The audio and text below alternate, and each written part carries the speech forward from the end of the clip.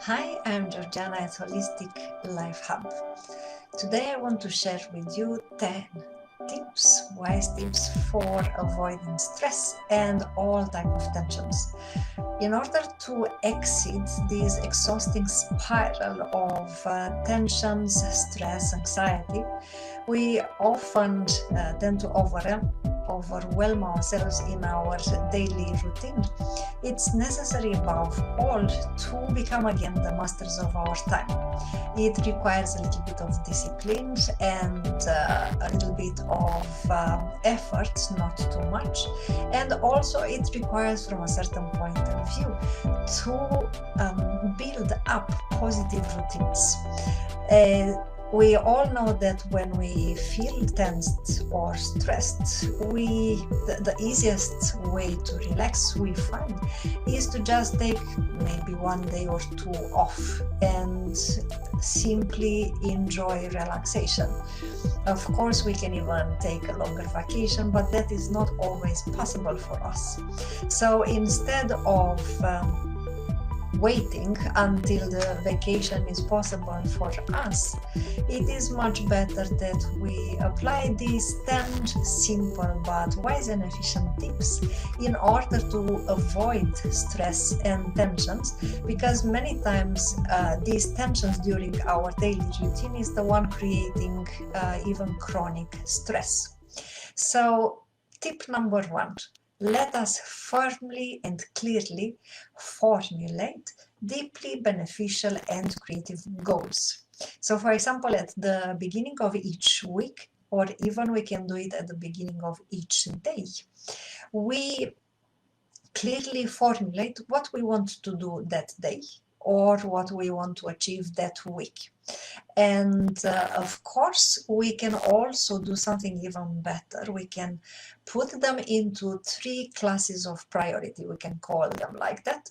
For example, we will have priority goals, which are very important for us to reach. So they are on the top of the list. And then another category of goals for us will be imperatively necessary activities that we really need to do every day or every week, and then optional activity.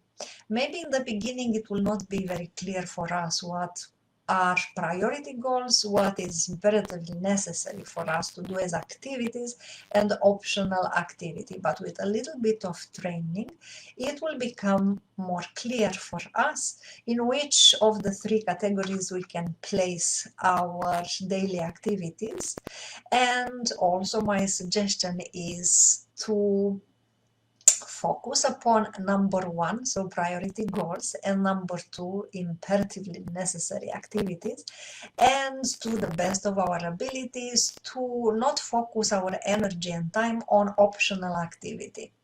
When there is time for them, very well, we can do them, but as long as there is no time for them, allocating our time and energy to optional activity will make us more stressed, because we will have less time for priority goals and activities which are imperatively necessary to do. Another tip number two, is to constantly keep track of priorities and necessary actions. So the best thing to do is to write down our aims, our priorities and actions in a notebook or in an agenda. I know that at first it sounds like a waste of time, but it actually helps us have very clearly, precisely goals, and also it helps us formulate these goals much better. It also allows quite a high degree of self objectifying. We will be able to be objective with ourselves to a much higher degree when we really keep track of our priorities and actions in a notebook. We see them, we write them down. And also we can consult our notebook or agenda, especially when we are done with a certain activity and we are ready to achieve a new goal, because in this manner we will also be much more able to estimate if our initial assessment was fair, If, for example, in our assessment, we were quite objective about how much time it will take, how much effort it will require, which steps were necessary. So at the end of an activity that we wrote down and we had, when we keep track of it, it will make things more and more clear for us. We will be more and more able to know exactly which steps to take, exactly or almost exactly how much time we need to allocate to different actions, and it will also make clear for us which abilities we need to use more, which abilities we need to adjust a little bit more, how we can make things work even better. Tip number 3. This is a super efficient tip in order to avoid stress, but it's not one of the easiest ones. It requires that we leave our personal ambitions aside and instead increase a profound state of detachment. And this, for example, in all spiritual detachment, in all spiritual traditions, detachment, this state of almost perfect detachment, is one of the main goals, because it means you put aside your ego and instead you have noble ideals at heart. With the actions that you do and with the goals that you are having, you actually do not consider yourself to be the author of the action. You are totally involved, you put your heart and soul in it, but you are not putting your ego in it. And this is not something which is very easy to do for the majority of people. But that will really help us a lot not to get stressed. And now I will tell you a secret. What is that makes us stressed? It is exactly this attitude, this mindset, this mind frame that we consider ourselves to be the author of the actions. We involve ourselves egotically in whatever we do. And we even believe, we even, from a certain point of view, we think that we have the power to do almost everything. Yes, from an angle, but when we think of physical actions or even mental activity, we are limited beings. We have a limited amount of energy, a limited amount of abilities. So even if we aspire to do things in a perfect manner, until we reach perfection, there is a little bit of path left to walk. So when we say, I will do that, and we put our ego into it, it narrows a lot our abilities. It contracts us. It will make us stressed. But if instead we have this type of mindset, I will do my best.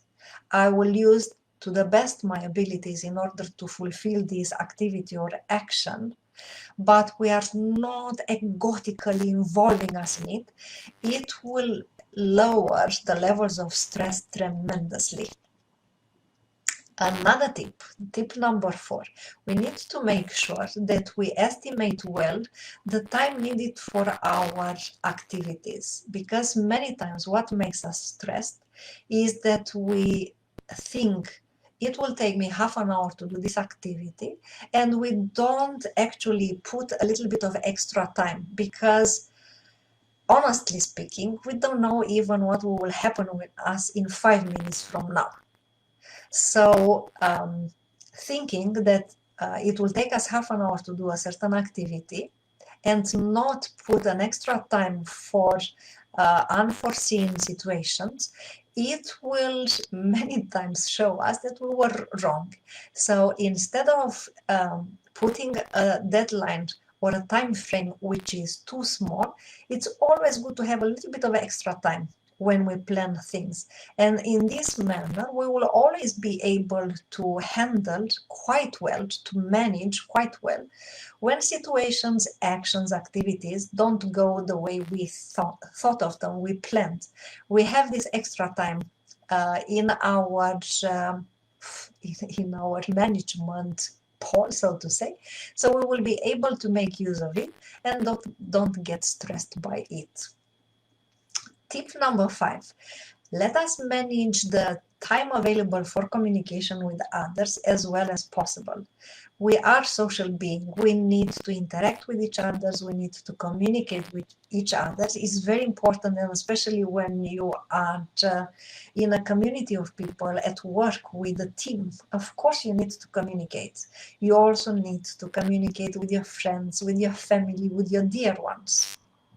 And we need to do that with, if possible, a very balanced measure, not too little, because it will affect our relationships, but not too much either. So we don't have to exaggerate and spend hours and hours of chit chat, chatter, fall maybe into gossip, because that will definitely make us stressed, because we will not have enough time for, if you remember, priority goals, imperatively necessary activities that are on our list, that we were able to put them on our list.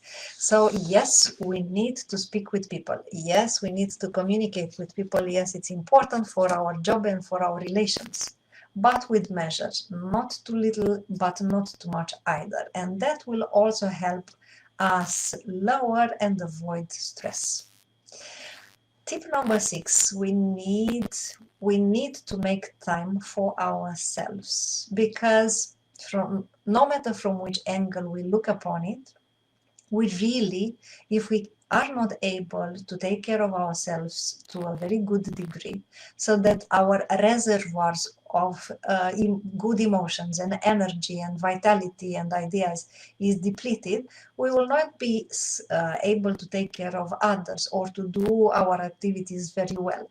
So every single day, we just simply need some minutes, if we don't have a couple of hours, for ourselves, in which we can rest, we can be silent, we can practice something which helps us. For example, I practice yoga, meditation, and mindfulness, but do something for yourself every single day, because that will recharge your batteries. It will give you the necessary energy, the necessary inspiration, the necessary good feelings and brilliant ideas in order to carry on with your daily activities at home, at work, very well. So daily time for ourselves, it's actually an imperatively necessary activity. We can put it on that category of lists. Also, tip number 7, it helps a lot to make time to organize ourselves as well as possible. So even if at first glance it will seem like a waste of time or something which is completely boring, actually in reality it's something very valuable to organize ourselves as well as possible. So for example, files with documents that we didn't use in a long time, we need to place them in order, so whenever we will need them, it will be very easy to find them. Or in the computer, because nowadays there is less paper and much digital files. Files in the computer, organize them, put them in order, so whenever you need them, it will be very easy to access them, because you will know exactly what you put them. And when we do this on a regular basis, that we organize ourselves very well and we know exactly everything where it is, of course we will not be stressed when we need something and we don't find it, and we start looking all over the place, and we need to find it now because we need it now, but we cannot. So it seems like a waste of time, but actually in the long run it will save us loads and loads of time, and also it will save us a lot of stress and tensions. Tip number 8, it's very good to aim to honor our commitments that we have made. And now with the commitments, there is also an important aspect to think of. We can be very well intended and we can have a huge heart and we could want to help a lot of people. And in the same time, we really need to be very objective.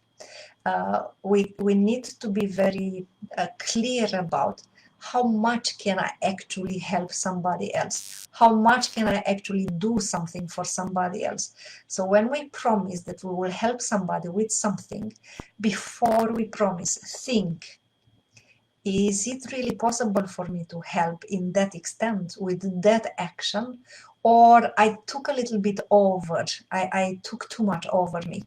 Because when we promise that we will help with something, then we realize we don't have the necessary energy, we don't have the necessary inner resources. It will lower our self-confidence, it will tense us, it will stress us.